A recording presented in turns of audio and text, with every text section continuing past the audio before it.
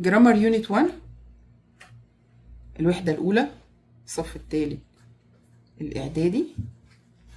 اتكلمنا على زمن المضارع التام وقلنا إن زمن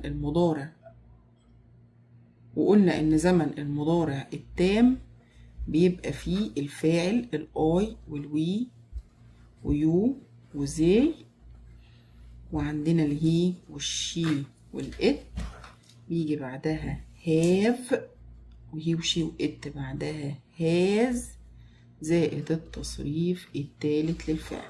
وقلنا ان احنا هنحفظ الافعال التصريف الاول والثاني والثالث ليها، والثالث هو اهم حاجه عندنا هنا فين؟ في زمن المضارع التام البريزنت بيرفكت تنس. وقلنا كمان ان الحالات او الكلمات او الدلاله اللي بنقابلها في الجمله تعرفنا ان احنا في زمن البريزنت بيرفكت في just already never whatever yet since before. وهنتكلم معانا النهاردة على الحالات اللي موجود فيها زمن المضارع التام. هناخد since مع for، وهناخد never وever، وهناخد already مع yet. وفي حاجة كده محتاجين نعرفها في زمن present perfect، صيغة المبني للمجهول. المبني للمجهول بمنتهى البساطة بنجيب المفعول بتاع الجملة ونخليه هو بادئ نبدأ بيه. نبدأ بالمفعول وبعدها have أو has وبن والتصريف الثالث بعدها. مثلا عندنا tourists have visited the pyramids. السياح زاروا البيراميدز، الأهرامات. مين اللي زار؟ tourists. طب عايزين نجيب الأهرامات نبدأ بيها اللي هو المفعول. The pyramids have been visited by tourists. إن الأهرامات تم زيارتها أو اتزارت بالتورستس. يبقى pyramids المفعول have been visited by tourists، فده المبني للمجهول. هنجيب الفاعل ونبدأ بيه الجملة have وhas عادي خالص، وبعدها been وبعدها التصريف الثالث. قلنا ان التصريف الثالث ده لازق معانا سواء كان في التكوين او النفي او السؤال، حتى المبني للمجهول نفسه برضو التصريف الثالث.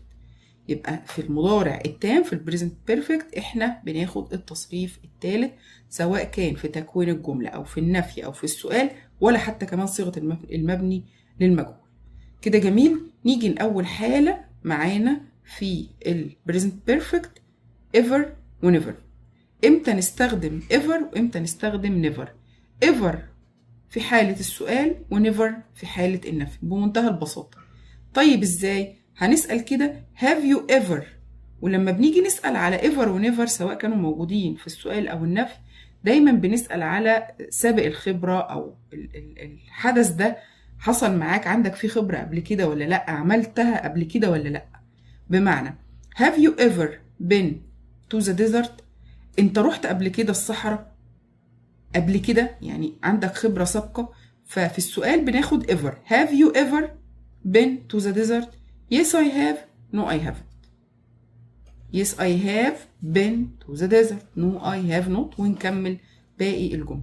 طب في never بنتكلم على النفي. انا عمري ما رحت، انا ما رحتش، ما عنديش خبرة سابقة، ما عملتش الموضوع ده قبل كده. في سوابق الخبرة كان عملتها قبل كده ولا لا.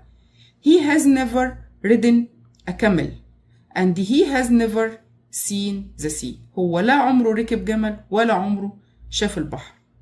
يبقى هنا ما عمروش، يعني ما عندوش سابق خبرة، ما عملهاش قبل كده. never. ونيفر في النفي ما ينفعش احط not، غلط. يعني انا لو جملة هنفيها واحط never ما ينفعش يتقابلوا، فانا بشيل not واحط never. زي ايه؟ he has never ridden a camel. طب انا لو شلت never هحط ايه؟ he has not ridden a camel. يبقى هشيل never واحط النوت. هحط never يبقى اشيل النوت عشان ما ننساش ever في السؤال ونيفر للإجابة المنفية، ولو إجابة منفية مش هحط not. شلت النوت يبقى في never. Have you ever met a famous person? No, I have never.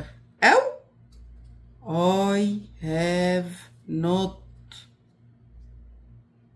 met a famous person.